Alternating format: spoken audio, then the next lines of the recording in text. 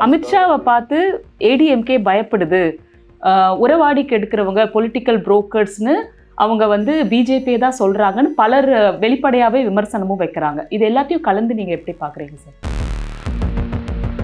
ஜெயலலிதா இருந்தால் எதெல்லாம் ஏற்றுக்க மாட்டாங்களோ அதை செய்தவர்களை மீண்டும் கட்சிக்குள்ளே கொண்டு வரணும்னு கே.எஸ். செங்கோட்டையன் பேசிக்கிட்டே ஜெயலலிதா படத்தை இதயத்துக்கு பக்கத்தில் வச்சுக்கிறார்.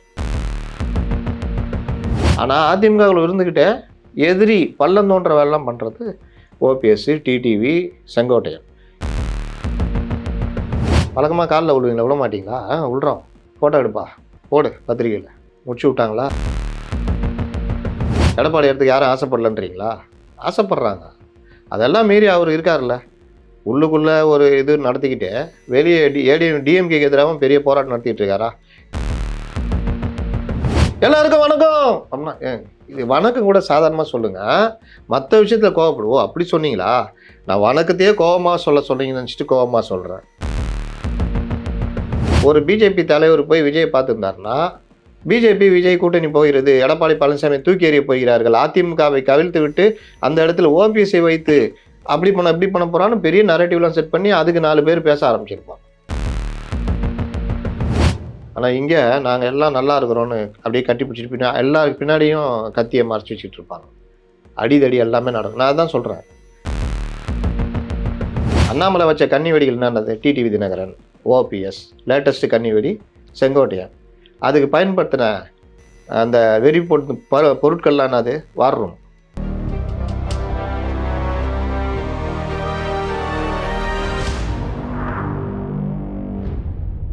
நியூஸ்பிக்ஸ் இந்தியா நேயர்களுக்கு வணக்கம். இன்று நம்மிடையே மூத்த பத்திரிகையாளர் திரு முத்தலீஃப் அவர்கள் இணைந்திருக்கிறார். சார் வணக்கம் சார். வணக்கம் சார். நேற்றைய தினம் அதிமுகவோட பொதுக்குழு சென்னை மாநகரத்தில் நடந்து முடிஞ்சிருக்கு. இதில் சிவி சண்முகம் அவர்கள் துரோகி, எதிரி, அதை தவிர்த்து கூடவே இருந்து உறவாடி கெடுக்கிறவங்க, பொலிட்டிக்கல் புரோக்கர்ஸ், இப்படிலாம் வந்து ஒரு புது கேட்டகரியை பற்றி பேசியிருக்காரு. அவர் யாரை குறிப்பிடுறாரு? இது யாருக்கான மெசேஜ் சார்? சிவி சண்முகத்திட்ட கேட்க வேண்டிய கேள்வி என்கிட்ட கேட்குறீங்க. பொதுவாக ஒரு கட்சியில் இவர் சொன்ன எல்லாருமே இருப்பாங்க, எல்லா கட்சியிலுமே இருப்பாங்க. நீங்கள் எம்ஜிஆர் 80 ஆட்சியை கழிச்சு விட்டுறாங்க. நாஞ்சில் மனோகரன் தான் நிதியமைச்சர், எம்ஜிஆருக்கு ரைட் ஹேண்டு. கலைச்சனும் முதல்ல ஓடி போயிட்டார் டிஎம்கேக்கு. ஏன்னா அடுத்து டிஎம்கே ஜெயிக்கணும்னு அங்கே போயிட்டார். அவங்களாம் சொல்லுவீங்க. ஜெயலலிதா கூட 96 வரைக்கும் ஒன்றா இருந்தவங்க, ராஜகண்ணப்பன், கே.கே.எஸ். பலரும் ஜெயலலிதா 96 படுதோல்வினோன்னா எல்லாம் அப்படியே அற்ற நீர் குளத்து அருமுறவை போல் குளத்தில் தண்ணி இல்லை, கொக்கும் இல்லை, மீனும் இல்லைன்ற மாதிரி பறந்து போயிட்டாங்க. இது எல்லா கட்சியும் சந்திக்கிறது தான். இதை தொடர்ச்சியாக ஒரு 2019 ஏடிஎம்கே சந்திச்சுட்டு வருது. அதுலேயும் முக்கிய தலைவர் வேறு இறந்துட்டாங்க. அதுக்கப்புறம் இவர்களாக சேர்ந்து தான் அந்த கட்சியை நடத்திட்டு இருக்கிறாங்க. அப்போ இந்த சைடு பெரிய கூட்டணியை வச்சு இவர்களை அடிக்கும் பொழுது நீங்கள் அதை தாங்கி தோல்வியவே சந்திச்சுட்டு வரும்பொழுது துரோகிகள்லேருந்து எதிரிகள்லேருந்து எல்லாமே, இப்போ உடம்பு நல்லா இருக்கிற வரைக்கும் நோய் கிருமிகள் இருந்தாலும் நம்ம அதற்கான இடத்துல இருந்தாலும் நம்மளை ஒன்றும் பண்ணாது. உடம்பு பலகீனமாக இருந்து நீங்கள் கொஞ்சம் ஒரு இதானா கூட இன்ஃபெக்ஷன் ஆகிடும். அந்த மாதிரி தான் ஏடிஎம்கே இருந்தால் இன்ஃபெக்ஷன். அப்போ இன்ஃபெக்ஷன் ஆகாமல் அவங்க ப்ராக்டிஸ் பண்ணிகிட்டே இருக்காங்க, எக்ஸசைஸ் பண்ணுறாங்க, அது பண்ணுறாங்க, அப்போ கொஞ்சம் அப்படி மெயின்டைன் பண்ணுறாங்க. எதிரிலேருந்து சொல்கிறாங்க இவன் பலகீனமாக இருக்கான்னு. நான் இல்லைன்னு சொல்லிக்கிட்டு இருக்கிறாங்க. இதுதான்.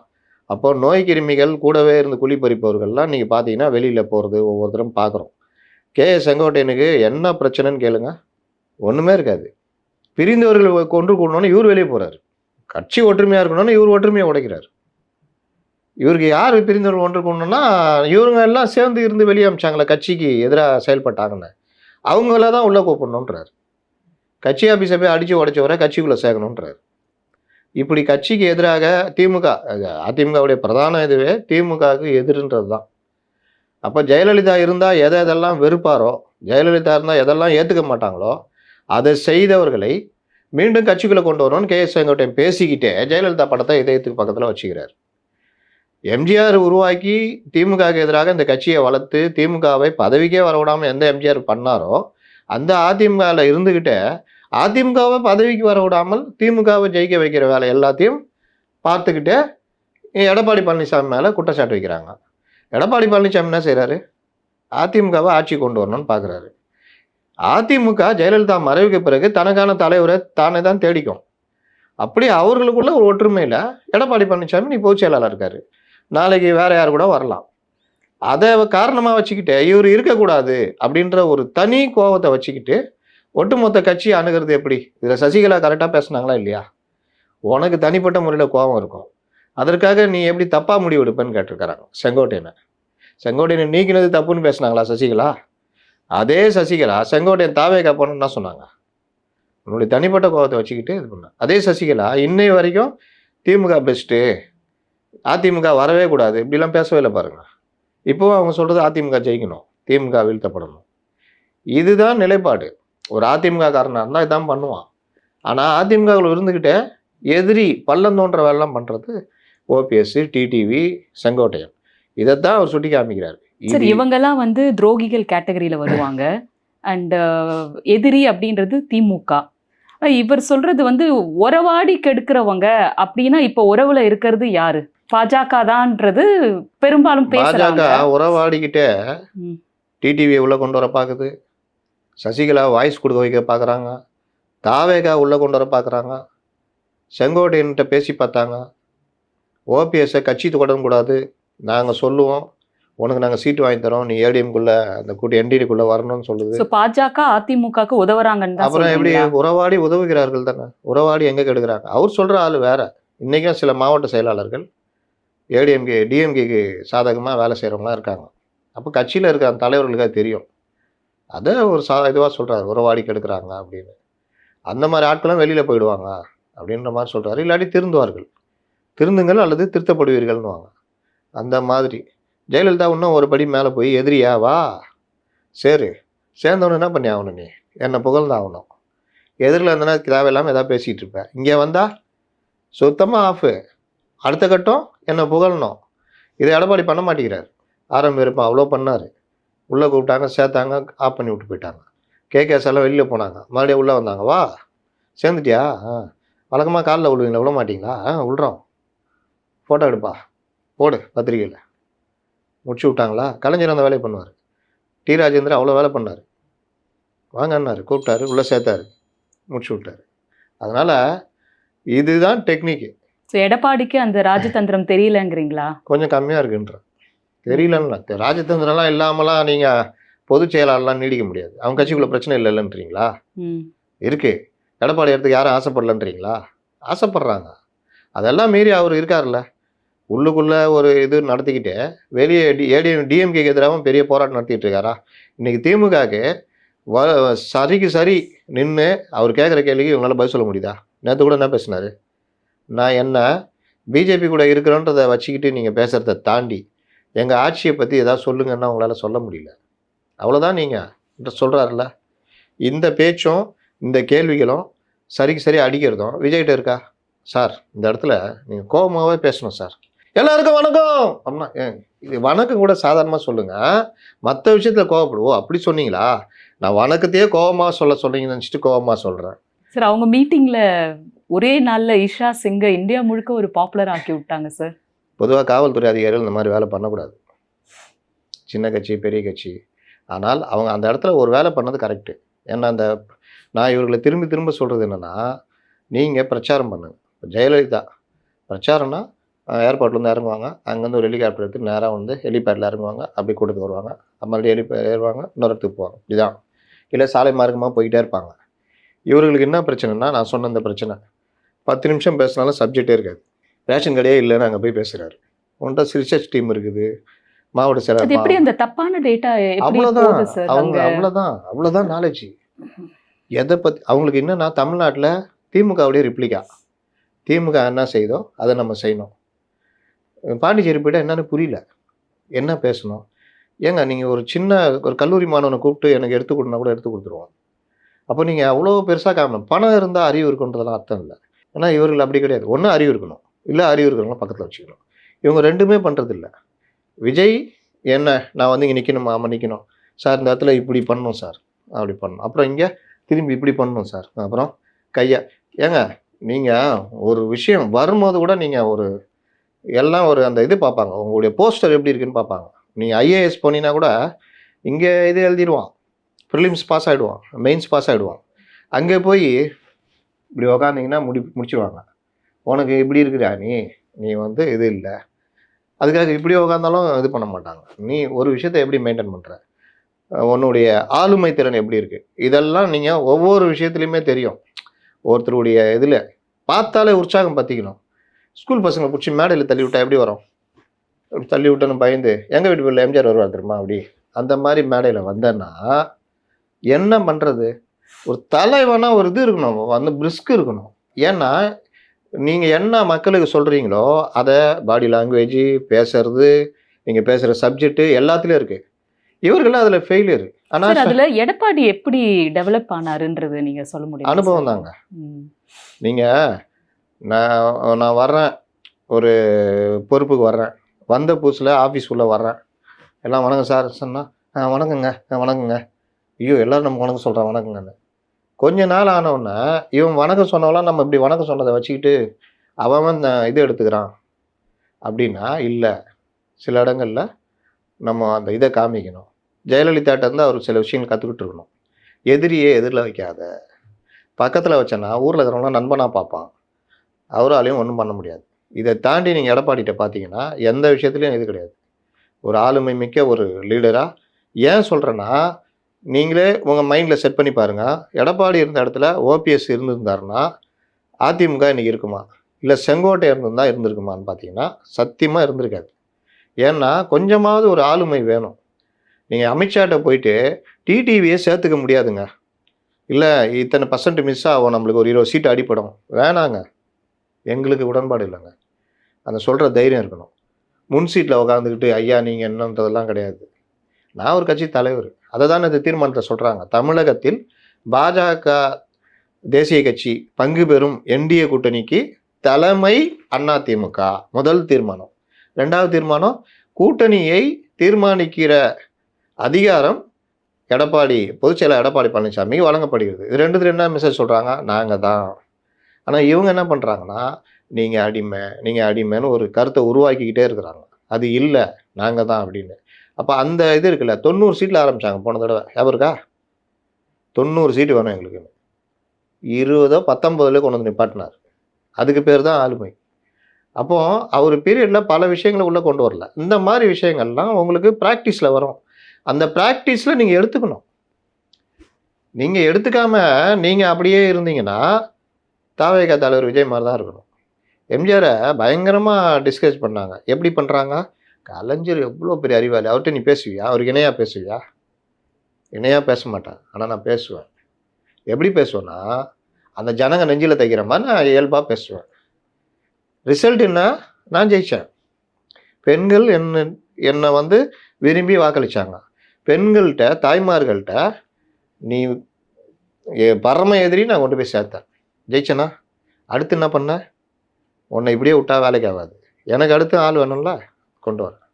அவங்களும் அதை ரிலே அந்த இதை கொடியை வாங்கிட்டு எம்ஜிஆரோட வேகமாக ஓடினாங்க. ரிலே ரேஸில் பார்த்தீங்கன்னா ஃபஸ்ட்டு ஒரு லேப் போடுறவங்க நல்லா ஆளை போடுவாங்க, 2nd 3rd ஓரளவு போடுவாங்க, ஃபைனல் லேப் வந்து இருக்கிறதுலே நம்பர் 1 அந்த டீமில் இருக்கவங்கள போடுவாங்க. ஏன்னா எல்லா இடத்துலையும் விட்டதை அவங்க பிடிப்பாங்க. இப்போ 3rd லேப் ஓடி வரவங்க பின்னாடி வந்து கொடுக்குறாங்க வச்சுக்கோங்க, இவங்க வாங்கிட்டு முன்னாடி 2 பேர் ஓடி இருந்தாலும் அவங்கள ஓவர்டேக் பண்ணிட்டு வெற்றியை கொடுப்பாங்க. இந்த மாதிரி ரிலேயில் வந்து ரெடி பண்ணுவாங்க. அந்த மாதிரி அந்த கொடியை வாங்கிக்கிட்டு 234 தொகுதியில் ரெட்டையில் போட்டிடுமா, 37 எம்பி. இதுக்கு முன்னாடி பெரிய சாதனை என்னென்னா என்டி ராமாராவ், ராஜீவ்காந்தி 84 இந்திரா காந்தி சுடப்பட்ட பிறகு நடந்த பொது தேர்தலில் காங்கிரஸ் 404 சீட்டு சாதனை. இன்னை வரைக்கும் அந்த சாதனையை பிஜேபி கூட முறியடிக்கலை. ஆப்கி பார் 400 பார்னாங்க. அதுக்கப்புறம் எந்த கட்சியுமே எதிர்கட்சிங்க டபுள் டிஜிட்டில் வரல. ஒரே ஒரு கட்சி தெலுங்கு தேசம் மட்டும் 30 சீட்டு ஜெயிச்சாங்க. உபேந்திரான்னு ஒருத்தர் ஆக்குனார். மிகப்பெரிய எதிர்கட்சின்னு ஒரு பெரிய இது சாதனை. அந்த சாதனை முறியடிச்சதும் ஜெயலலிதா. 37 எம்பி, 13 ராஜ்யசபா எம்பி, மொத்தம் சேர்த்து 50 எம்பி. இந்தியாவிலேயே 50 எம்பியை வச்சுக்கிட்டு மாநிலங்கள் மக்களவையில் இருந்த மாநில கட்சினா அது ஒரு பெருமை ஜெயலலிதா காலத்தில். அப்போது அந்த இது இருக்குல்ல, அது ஜெயலலிதா எடுத்துக்கிட்ட ஆளுமை. இந்த மாதிரி வந்து அவங்கவுங்க தலைவர்கள் பிறப்பதில்லை, உருவாக்கப்படுகிறார்கள். சூழ்நிலை உருவாக்குது. எஸ்பி வேலுமணி அவர்கள் ஒரு விஷயம் சொல்றாரு, திமுகல 2 பேர் இருந்தாலும் கடைசி வரைக்கும் உழைப்பாங்க. நம்ம பக்கம் 50 பேர் இருந்தாலும் உழைப்புல வந்து ஒரு தொய்வு வந்துடுது. இனிமேல் பட்டு அப்படி இருக்கக்கூடாது. அப்படிங்கிற ஒரு அறிவுரையே வழங்குறாரு. அது எதனால சார்? எஸ்பி வேலுமணி ஒண்ணு தப்பா சொல்றாரு, ஒண்ணு கரெக்டா சொல்றாரு. ம். திமுகல 2 பேர் இருந்தாலும் உழைப்பார்கள். அது கலைஞர் காலம் வரைக்கும். இப்ப திமுக கார்ப்பரேட் கட்சியா மாறிடுச்சு. இப்ப எப்படி ஆயிடுச்சுன்னா, பெண் என்கிற நிறுவனம் திமுகவை ஆள்கிறது. பெண்ணு வந்து வட்டச் செயலாளர் வரைக்கும் தன்னுடைய கட்டுப்பாட்டுல வச்சிருக்கு. நீங்க போய் வேலை செய்றீங்க. முன்னெல்லாம் என்ன சொல்லுவாங்க? கட்சி பணி ஆற்றுங்கள், இல்லந்தோறும் செல்லுங்கள், அவரிடம் பேசுங்கள். அதுல கொஞ்சம் பேர் பேசுவான், பேச மாட்டான். கலைஞரே சொல்லிட்டாருப்பா, நம்ம செய்யணும்பான்னுவான். இயல்பா நடக்கும். இப்ப அப்படி இல்ல. நீ போணும். இந்த வீட்ல பாத்தியா? ஒரு ஸ்கிரீன்ஷாட் எடுத்து அனுப்பணும். லேப்டாப் வச்சுக்கிட்டு. இப்ப எப்படி வட்டச் செயலாளர்லாம் எல்லாருமே அப்படியா இருப்பாங்க? எல்லாம் கட்சியில வந்தவன் இந்த மாதிரிலாம் இருக்க மாட்டான்ல. அப்ப அவன் எப்படி பார்க்குறான்னா, என்னடா இது கட்சியா? கார்ப்பரேட் கம்பெனியா? நான் வந்து என் தலைமைக்கு தான் சொல்லணும் பதிலு. நான் ஏன் இந்த நிறுவனத்துக்கு பதில் சொல்லணும்? இந்த நிறுவனத்துக்கு இது யாரு? இப்படி ஆயிடுச்சு. உள்ள அவ்வளோ முணுமுணுப்புகள் வர ஆரம்பிச்சிருச்சு. ஆனாலும் திமுக ஒரு சிஸ்டமேட்டிக்கா இயங்குகிற இயக்கம்ன்றதுனால, அவர்கள் இத வந்து கொண்டு போறாங்க. இன்னொன்னு ஆட்சியில இருக்காங்க. அதனால தெரிஞ்சோ தெரியாமலோ, விருப்பப்படாலோ வேலை செய்றாங்க. இங்க என்ன ஆயிடுச்சுன்னா, நம்ம அவ்வளோதான். இந்த பிரச்சாரத்துக்கு இரையாவுறாங்க. நம்ம அவ்வளோதான்.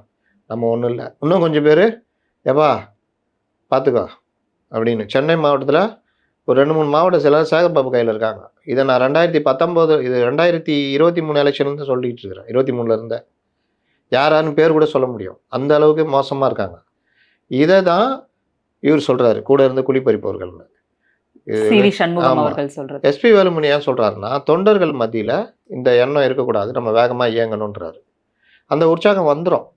ஏன்னா எப்படியும் அடுத்து நம்ம தான் ஜெயிக்க போறோம்ன்ற கருத்தை இவங்க உருவாக்கணும். ஆனா இவர்கள் திட்டமிட்டு ஊடகத்துல மற்றவர்கள் என்ன பண்றாங்கன்னா, இவர்கள் ஜெயிக்க மாட்டாங்க. ஒருத்தரு ஒரு இடத்துல சொல்லியிருக்காரு. ஒரு 2 பேர் பேசியிருந்திருக்காங்க. என் நண்பர் ஒருத்தர் கேட்டு வந்து சொன்னாரு. சார் ஊரே வந்து டிஎம்கே தான் ஜெயிக்கும்னு சொல்றாங்க விஜய்னால. ஆனா ஒருத்தர் மட்டும் ஏடிஎம்கே தான் ஜெயிக்கும் அப்படின்னு கால்குலேஷனா சொல்றாரு. அந்த கால்குலேஷன் பார்த்தா கரெக்டா இருக்குது அப்படின்னு. ஏன் மற்றவர்கள் சொல்ல மாட்டேங்கிறாங்கன்னா, அவர்கள் பெரும்பான்மையான கருத்துக்கு இரையாவுறாங்க. என்ட்ட வர்றவங்கட்ட நான் கேட்கறது, நான் சொல்ற கால்குலேஷன் சொல்றேன். நான் சொல்ல மாட்டேன். நீங்க சொல்லுவீங்க. நான் கேட்கறதுக்கு மட்டும் பதில் சொல்லுங்கன்னு கேட்குறேன். அப்போ அந்த கால்குலேஷன் ஒத்துக்கிறாங்க. ஆமா கரெக்ட் தான் அப்படின்னு. இது வந்து நீங்க ஏடிஎம்கே தொண்டர்கள் மத்தியில அந்த தலைவர்கள் மற்றவர்கள் கொண்டு போணும். ஒரு பழனிசாமி தானே கத்திக்கிட்டு இருக்காரு. 1000 பழனிசாமிகள் இருக்கணுமா வேணாமா? அதைத்தான் எஸ்பி வேலுமணி சொல்றாரு. இந்த பிரச்சாரத்தை இன்னைக்கும் நான் ஏடிஎம் கிட்ட என்ன மைனஸ் இருக்குன்னா, ஐடி விங்கு எதை பெருசாக்கணும்.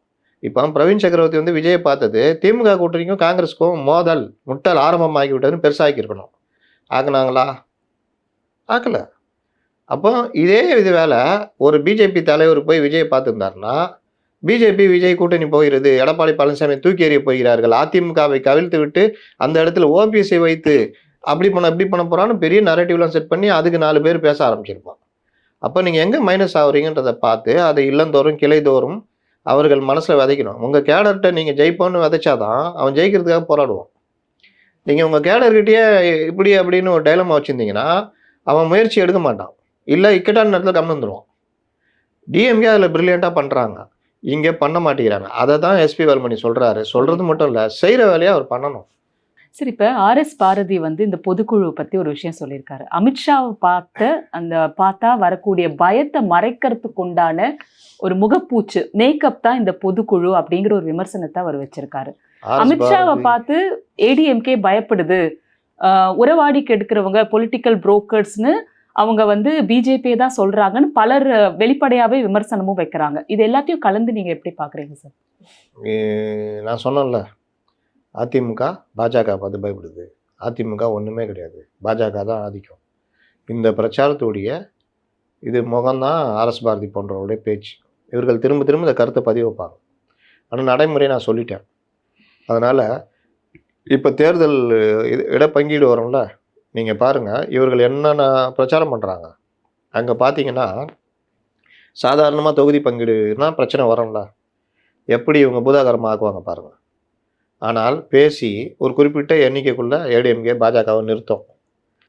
ஆனால் இங்கே நாங்கள் எல்லாம் நல்லா இருக்கிறோன்னு அப்படியே கட்டி பிடிச்சிட்டு எல்லாருக்கு பின்னாடியும் கத்தியை மறைச்சி வச்சுட்டு இருப்பாங்க. அடிதடி எல்லாமே நடக்கும். நான் அதான் சொல்கிறேன், ஆர்எஸ் பாரதி இப்படி உருவாக்கும் பொழுது பிரவீன் சக்கரவர்த்தி வந்த மேட்டர் காங்கிரஸுக்கு உங்களுக்கு முட்டுதுன்னு நீங்கள் பண்ண மாட்டேங்கிறீங்கன்ற. ஏற்கனவே ஜாப் ராக்கெட்டு இப்போ 1020 கோடி. என்னதான் நடக்குது தமிழ்நாட்டில்? இடி தன் வேலையை காட்டுமா? ஒரு கடிதம் அனுப்பியிருக்காங்கல்ல சார், கடிதம் BJP. அனுப்பியிருக்காருல. சென்னை காவல்துறை, தமிழக காவல்துறை என்ன செய்யும்? இதில் என்னென்ன ஆஸ்பெக்ட்ஸ் இருக்குது? இவர்கள் மறுக்க முடியுமா? மறுத்தால் நீதிமன்றம் என்ன முடிவெடுக்கும்? இதுதான் அலசப்பட வேண்டிய விஷயம். டிஜிபியே இன்னும் லீவ்ல நியமிக்கல. போயிருக்காரு, ஏன் டிஜிபி புதுசா நியமிக்கப்பட நியமிக்கல. மாட்டேங்கிறார்? ஸ்டாலினுக்கும் சீமா அகர்வாலுக்கும் ரத்தோருக்கும் அஜய் இவரு ராஜீவ்குமாருக்கும் என்ன பிரச்சனை? உண்மையிலேயே ஸ்டாலின் தான் இந்த முடிவு எடுக்கிறாரா? இதெல்லாம் அலசப்பட வேண்டிய விஷயங்கள். ஆனால் பேசுவார்களா? அப்போ இவர்கள் மெயின் ஸ்ட்ரீம் மீடியாவும் கையில் வச்சுக்குவாங்க. மெயின் ஸ்ட்ரீம் மீடியாக்கள் அடுத்ததும் ஏறி அடிக்கும். எப்படி அடிக்கும்? அஃபென்ஸ் மோடுக்கு உதவியா சிவி சண்முகம் யாரை சொல்கிறார்? பாஜகவையா? அதுக்கு ஆதரவா தோழமை கட்சியிலேருந்து ஒருத்தர், பத்திரிகையாளர் போர்வையில் ஒருத்தர், அரசியல் விமர்சகர்னு ஒருத்தர், திமுகலேருந்து ஒருத்தர், இந்த 4 பேர் இல்லாமல் நெறியாளர் 5 பேர் சேர்ந்து ஒரு சைடாக பேசுவாங்க. ஒரே ஒரு ஆள் போய் மாட்டிக்கு வராங்க. அவர் ஏடிஎம்கேவாக இருப்பார், இல்லாட்டி பாஜகவாக இருப்பார். பாஜகவில் கொஞ்சம் கூட ஹோம்ஒர்க் பண்ணிட்டு போகிறதில்ல. எனக்கு தெரிஞ்சு ப்ரொஃபஸர் சீனிவாசன் ஒருத்தர் 2 பேர், அவரை கூட எங்கேயுமே கூப்பிட்றதில்ல. எனக்கு கூப்பிட்டு நான் பார்க்கல, வெறும் அந்த இதில் மட்டும்தான் பேசுகிறாரு. அப்போ இதில் போய் உக்காரதெல்லாம் நல்லா இந்த கோட்டெல்லாம் போட்டு உக்கார தெரியுதே தவிர, அவங்க வாட்டில் எனக்கு என்னென்னு அடிச்சிட்டு இருக்காங்க, வேடிக்கை பார்த்துட்டு இருக்காங்க. ஏன்னா இவங்கள்ட்ட சப்ஜெக்ட் இல்லை. இதே இடத்துல அண்ணாமலையை கொண்டு போய் உட்கார வச்சிங்கன்னா எல்லாரையும் ஓட விட்டுருவாரு. ஏன் அப்போ அண்ணாமலைக்கு இருக்கிற நாலேஜி நீங்கள் இப்போ இது போகிறீங்க, ஸ்போக்ஸ் பர்சனாக போகிறவங்க ஏன் தயார் பண்ண மாட்டீங்க, ஹோம்ஒர்க் பண்ணிட்டு போக மாட்டேங்கிறன்ற இது யாரும் அங்கேயும் கேட்குறதில்ல. இவர்களும் போய் அங்கே டிவியில் முகம் காட்டுறோம். அவர்களுக்கும் என்ன, பிஜேபி சார்பில் ஒருத்தனை வந்தியா குனி குத்துரா, ஒவ்வொருத்தனும் போட்டு குத்தி என்னப்பா குத்துறீங்க, சரியாக குத்துற நெறியாளர் ஒரு குத்து போட் அப்படின்றது. சார், அண்ணாமலைக்கு ஏதோ புது அசைன்மெண்ட் கொடுத்துருக்காங்கன்னு சொல்றாங்க சார் டெல்லியில. அது என்ன? அண்ணாமலை ஒரு 4-5 கன்னி வெடி வச்சுட்டாரு. போனால் வெடிச்சிடும், வண்டி வெடிச்சிடும். உடனே எங்க வா, கன்னி வெடி வச்சல. கன்னி வெடிக்குடைய அர்த்தம் என்ன, எங்கே இருக்குன்னு தெரியாது, வச்சவனுக்கு தான் தெரியும். அதனால் நீயே போயிடுன்ட்டாங்க. ஓ, அப்படி சொல்றீங்களா? அதனால என்னன்னா, அண்ணாமலை வச்ச கன்னி வெடிகள் என்னன்னது? டிடிவி தினகரன், ஓபிஎஸ், லேட்டஸ்ட் கன்னி வெடி செங்கோட்டையன். அதுக்கு பயன்படுத்தின அந்த வெறி பொருட்கள்லாம் என்னது? வார் ரூம். ஒரு கட்சி முடிவெடுக்குது, கட்சி முடிவு எதிராக இவர் உட்காந்து உள்ளே பேசிகிட்டு இருப்பாராம். நான்லாம் நேர்மையாக இருந்தால் பார்த்தேன், இல்லாட்டி தூக்கி போட்டு போயிடுவேன். நான் அப்படின்னா எனக்கு மனசாட்சி தான் முக்கியம். மனசாட்சி முக்கியம்னா ராஜினாமா பண்ணிட்டு போங்க. ஏன் இருக்கிறீங்க? நீங்கள் வளர்த்த கட்சியா அது? உங்களை அடையாளம் காட்டுற கட்சி அது. அந்த கட்சி முடிவுக்கு எதிராக நீங்கள் பண்ணீங்கன்னா, அப்போ அண்ணாமலையை இந்த விவகாரத்தில் தனிமைப்படுத்துகிற வேலை பண்ணாங்க. ஒன்று என்ன பண்ணாங்க, டிடிவி நீ கிளம்புன்ட்டாங்க. செங்கோட்டையா நீங்கள் திமுக போகக்கூடாது, அங்கே போய் இருந்து பணியாற்றி வருவீர்களாக, நாங்கள் இடும் கட்டளையை தக்க நேரத்தில் நிறைவேற்றுவீர்கள். அதுவும் ஒரு அசைன்மெண்ட் தான், செங்கோட்டையனுக்கு கொடுக்கப்பட்ட அசைன்மெண்ட். 3வது ஓபிஎஸ் கூப்பிட்டு கட்சி கிச்சிலாம் தொடர்ந்து தொலைச்சிரும், உங்களுக்கு என்ன வேணுமோ நான் பண்ணித்தரோம், இவ்வளோ நாளாக உட்காந்து உனக்கு இதுக்கு தான் தயார் பண்ணணுமான்ட்டு அவர். அப்புறம் அண்ணாமலையை கூப்பிட்டுங்க, வாங்க, என்ன இஷ்டத்துக்கு நடக்கிறீங்க, வார் ரூம் உங்களுக்கு யார் கொடுத்தா? நீங்கள் இருக்கும்போது கொடுத்தாங்க, இப்போ எதுக்கு நடத்துறீங்க? வார் ரூம் எங்கே நிதி போகுது, எல்லாத்தையும் கட் பண்ணுங்க. அப்புறம் நீங்கள் வச்சிங்கல்ல டிடிவி கன்னிவெடி, அந்த டிடிவி கன்னிவெடியை நீங்களே தான் எடுக்கணும். போய் பேசி அவர் என்டிஏல கொண்டு வர வேலையை பாருங்கள், அது என்னன்னு பேசிட்டு வாங்க டெல்லிக்கு வாங்க அப்படின்ட்டாங்க. அதனால் அண்ணாமலை கொடுக்கப்பட்ட அசைன்மெண்ட் இதுதான். கம்முன்னு இருக்கணும், உதவி பண்ணணும், கெடுதல் பண்ணக்கூடாது. இந்த 3 இது சேர்த்து. அப்புறம் அமித்ஷா குறிப்பாக பெங்கால் அண்டு தமிழ்நாடு கவனம் செலுத்துறாரு. பெங்கால் அங்கே பிரச்சனையே இல்லை, அவங்க கிட்டத்தட்ட எதிர்கட்சி தானே, ஆட்சி பிடிக்கிறதுக்கான வேலையில் பண்ணிகிட்டு இருக்கிறாங்க. அதுக்கு அமித்ஷா தேவையில்லை. இங்கே இந்த மாதிரி சில்லுண்டி வேலை பண்ணுறவங்களாம் அமித்ஷாவை பார்த்து தான் பயப்படுவாங்க. அதனால் அமித்ஷா சென்னையில் தங்க போகிறார். சென்னையில் ஏதோ ஒரு இடத்துல 3 இடங்கள் யோசிச்சிருக்காங்க. ஒரு இடத்துல பங்களா அது வாங்கி, பனையூர்னு ஒரு செய்தி தினமலர்ல அது வந்திருந்தது ஒருத்தன் பைத்தியக்காரனுங்க போட்டானுங்க. அது எப்படி தெரியுமா, பனையூர்லேருந்து பைனாகுலரில் பார்ப்பாரான். அப்படியே பார்த்த உடனே விஜய் வெளியே வந்தா, விஜய் அமித்ஷா இது எப்படி அப்படின்னு. இருக்கு? ஒரு ஹோம் மினிஸ்டர் இவரோட இந்த அளவுக்கு உட்கார்ந்து ஸ்ட்ராட்டஜின்ற இது மாதிரி. பைத்தியக்காரத்தனமா.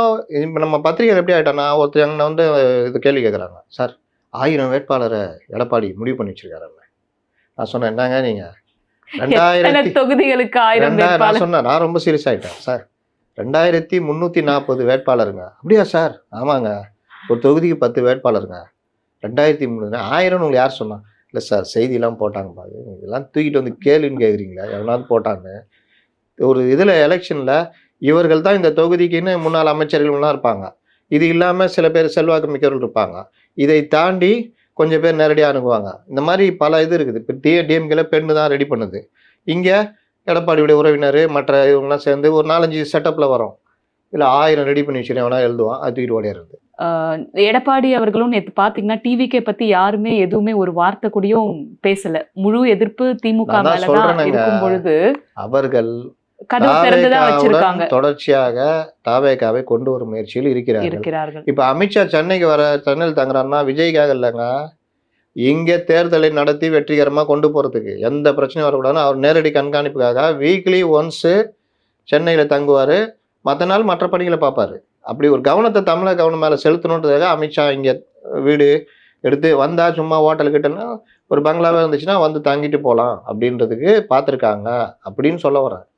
இவங்க உடனே பரந்தூர்ல உட்காந்துட்டு ஜன்னல் வழியா உட்காந்துட்டு விஜய் வருவாரான்னா என்ன கதை இது? சார் டிவிக்கே வரலனாலும் பரவாயில்ல அப்படிங்கிற மனநிலைக்கு எடப்பாடி வந்துட்டாருல்ல தெளிவா. 2 ஆப்ஷன் தானே எல்லாருக்குமே இருக்கும். ம். ஒண்ணு லவ் சொல்றோம், ம். பூ ஆடுறோம், டெய்லி சைக்கிள் அப்படி போறோம், லெட்டர் தூக்கி போடுறோம், வாழ்த்தட்டு அனுப்புறோம். சனியை எதுக்குமே கண்டுக்கலாம் என்ன பண்றது? போ அடுத்து அப்புறம் அந்த பொண்ணை பார்க்க போடுன்னு போதும். சரி 210 தொகுதிகள்ல வெற்றி பெறுவோம் அப்படின்னு உறுதியா சொல்றாரு சார். அது வந்து அது விஜய் வந்தா 210ங்கிறது நடக்கும். விஜய் வந்தாலும் நடக்கும். வரலன்னா வரலன்னா 180 இந்த மாதிரி அவருடைய மெஜாரிட்டியை அடைஞ்சிருவாங்க. ம், அட்லீஸ்ட் கூட்டணி ஆட்சி மாதிரி தான் வரும். வரும். விஜய் ஸ்பாய்லர், நான் ஆரம்பத்துல தான் சொல்றேன். ம். விஜய் ஸ்பாய்லரா இருக்க போறாரா டெஸ்ட்ராயரா இருக்க போறான்றத விஜய் எடுக்கிற முடிவு தான். ஆனால் விஜயை சுத்தி தான் அரசியல் சுழல்கிறது, அதுல மாற்று கருத்தே கிடையாது. அப்ப விஜய் ஸ்பாய்லர்னா தனியா நின்னா ஸ்பாய்லர், அது டிஎம்கேவை தான். விஜய் இங்க வந்துட்டாருன்னா டெஸ்ட்ராயர், 210 சீட்டு, இவர்கள் பெரிய அளவுல பெருந்தோல்வி அனுபவிப்பாங்க. இது 2ல 1 தான் நடக்கும். நன்றி சார், அருமையா பல தகவல்கள் பகிர்ந்துக்கிட்டீங்க. மீண்டும் வேறொரு தலைப்புல அடுத்த வாரம் சந்திப்போம். வணக்கம்.